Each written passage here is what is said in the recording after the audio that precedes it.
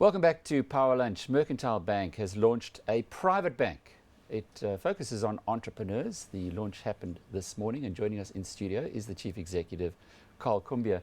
Karl, I've had a bit to do with you guys lately, and I must say I like what I see, but it never struck me that Mercantile would be a company that would be moving into the private banking field. Yeah, I think Mercantile's in quite a nice position at the moment. So we've got lots of capital, we've got a clean lending book, we've got a lot of liquidity, and we spent a lot of money on a new core banking system a couple of years ago. So then what we said was, we want to embark on a growth strategy. So part of the growth strategy, we bought a rental finance business, and we basically, in the past couple of years, we've grown the lending book from about 30-odd million rand to 500 million rand, so that's going nicely. And then we set up like a leveraged finance unit for entrepreneurs wanting to buy businesses and structure deals in a different way. And I must say, that thing's taken off really nicely. So in the past year, we've paid out about 850 million rands with a new business there. And then a while ago, when we spoke to you, we had designed a new business center concept for entrepreneurs, totally different to any bank branch you've ever seen. And we're starting to roll those out now. So we'll have 15 of those around the country over the next, we've got 15 already, but we're going to revamp all our existing ones. And we're building a brand new one in Bedford. But the big issue for us at the moment is to get scale. So it's very difficult for a business to move their business from another bank if they don't know you and they haven't built up that trust yet. So then we thought to ourselves, well, why don't we look at doing something where we can hook a customer with a product or a service, then offer them great service, and then why wouldn't they bring their business across at a later stage? And then the penny dropped for us, private banking. We thought, okay, private bank's all about individuals, so why don't we go and build the first private bank in the country that's purely for entrepreneurs? Investec might argue that they've gone the same route. See, they bank high net worth individuals, so whether you large corporates, people working for the large corporates, and professionals. So I agree, there's a slight overlap. They've got the professional side, and they've done really well in that space, but they don't have business banking as Mercantile does. So we've banked entrepreneurs for 49 years. We understand entrepreneurs, we understand how they think, understand the risk, and that's why we exclusively for entrepreneurs. So if someone's, as example, someone from SA Breweries, one of the directors wants to bank with us, that's not our target market. Our target so you market, say no thanks? Yeah, we say no thanks. Yeah, we only banking entrepreneurs. So whether you, Richard Branson or the hairdresser around the corner, that's our target market. Because at the end of the day, we want your business to move across to us. What's so different about entrepreneurs to perhaps directors or as professional managers? Yeah, I think the professional managers that are being looked after, and if you look at the big banks, I think they're always happy to look at one side of the balance sheet. So they like to take the wealth piece and invest it in the asset management units and that, but they're not that great on lending you money, because and if you think of entrepreneurs, they obviously want the wealth management piece, but they also like to go and buy properties and things like that. So you want to be able to offer them a solution on that side. So I think where we look at an entrepreneur, and if they had to go to a big bank for a solution, say they want a home loan as a simple example, they're going to go in there and they're going to say, the bank will push it through the normal home loan channel. They'll have to have a salary slip. At the end of the day, they don't earn enough through the salary to be able to afford the home loan, but yet their business is generating really good cash flow. So because we've been doing business banking our whole life, we take a single view of that customer and say, right, you draw this much salary out of the business. You're also generating X amount of cash in your business, and your forecasts are looking really good going forward. So we take both of those into account, and then we'll lend you money on the back of that. How are your clients feeling right now? We're getting mixed messages. In fact, we've got to the latest RMB Business Confidence Index coming out today, moving into the positive territory for the first time in ages. We know that in the last few months, many entrepreneurs, particularly in manufacturing, were struggling. How do your guys feel? Yeah, I think it's tough out there, very tough. And I don't think there's no light at the end of the tunnel yet. So I don't think it's going to turn in the near future. But I mean, entrepreneurs are resilient. And I think if you look at ourselves as our entrepreneurs, we've got really good relationships with all our businesses. And if you've got that good relationship when there's issues, then you can sit around the table and work out what do we need to do to assist you, because you might be going through a cash flow issue now or a bad cycle, but we'll do whatever we can to help you get through that cycle.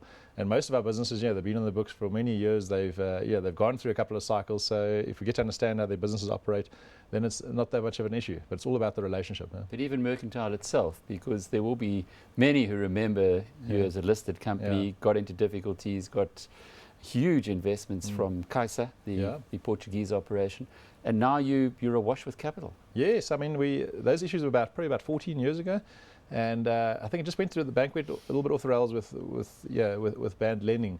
So it went through a huge restructure in those days. And then Dave Brown, my predecessor, he took over the bank about 14 years ago, and from the moment he took over, the bank returned to profitability within a year. And we built up a capital base of close to 2 billion rand now over the last couple of years. So Caixa has been a very good shield in that respect, in that they haven't asked for special dividends or anything. They've allowed us to keep the capital so that we can use it as a foundation from which to grow the bank. It's also an interesting management team that you've got around yourself. You ex-Standard Bank? Yeah. And there's quite a few Standard Bank, but we like to employ from all the banks, so you get a bit of a variety. But I think if you look at our private bank now as an example, when we decided a year ago to build this private bank, we thought to ourselves, do you go and headhunt someone out of the big banks from a private banking point of view? And the answer was no. And the reason why is we don't want to copy what they're doing, because you're going to build something from scratch. You'd rather go and build from within. So we actually promoted Tom Stillwell. He was running our product and segment and marketing. We promoted him into that position to say, build this thing for us. And I must say the end product's been amazing. We've taken, on day one, we said to ourselves, I think banks are very guilty of designing products and services they think you want, as opposed to coming to you and saying, hang on, what do you actually want?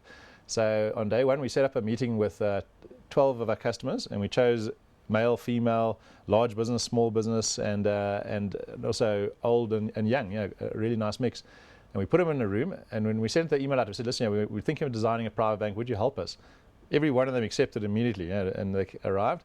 And we sat there for probably 3 or 4 hours that evening debating what are the big issues what do you want out of a private bank?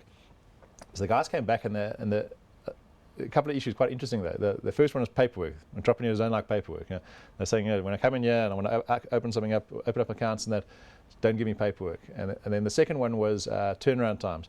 I mean, you being an entrepreneur, you would know if you want to, you see a deal on the table now, you want to make the most of it. So they see these opportunities all the time, so they need access to cash flow quite quickly. And then from a private banking point of view, they said loyalty, a lot of the loyalty schemes, you're actually never able to redeem your loyalty points. So give us something that we can actually use every day. And then a lot of them travel, so they want lounge access at the airport. So those are your 4 big themes that came through. And the way we've designed the private bank now, it addresses all of those. I'll give you an example. Tell us about the lounge access, because I'm sure there are a few people thinking, okay, so does that mean Bidvest Lounge or Slow Lounge? No, it's Bidvest Lounge, the Premier Lounge. And if you've got our black credit card now, you'll go in there and you've got access to the lounge basically. Right? So at least when you travel, you're feeling a bit more comfortable, because entrepreneurs travel quite a bit. But I think what's quite nice is the seamless account opening process. So, I mean, I was our first private banking customer. I signed up a few weeks ago. And literally, someone sat with me in front with an iPad. We captured all my details on the iPad. It took 10 minutes. I signed on the iPad, and I was given my credit card an hour later, and it worked. You could draw money out of the ATM. So no paperwork. Cool. Having been a client at private banks for many, many years, the key issue, though, is the person who looks after you. Quite often one finds that person gets promoted and moved around. How are you going to overcome that issue? Yeah, I must say, because we, at Mercantile, if you look at the business banking side, our relationship managers, our staff turnover rate is very low. If I look at we actually gave our stats the other day to our staff, the industry average is about 18%, we're sitting on 8%. And our relationship managers hardly ever churn. So they stay with us for a long time. So at least you build that relationship with the customer, and you get to know their business, and they get to know their relationship manager. The relationship manager on our private banking side, we've hired people, really good experienced people, but with business banking experience. They have to have business banking experience, so they get to understand your business. And what's going to happen now is, we're very good from a Mercantile point of view at lending money to entrepreneurs, and we've got all the products and services a big bank offers, but we don't have the wealth piece. So we've entered in a joint venture with Citadel and Peregrine. Citadel's probably got 30 odd billion rands worth of assets under management, and they've got a really good brand, and they always up there winning awards and that. So they are wealth partners. So when we come and sign you up, we'll ask you, would you like someone to come to chat to you about your wealth management? And then we'll bring a wealth manager from Citadel, and they'll come and sit with you and talk to you about your needs. Well, it just shows how things change. Karl Kumbier is the Chief Executive of Mercantile Bank, previously listed on the JSE, was then delisted, lots of capital, and it's being correctly applied, as you heard in that discussion. Another entrant into the private banking field, but this time focusing on entrepreneurs.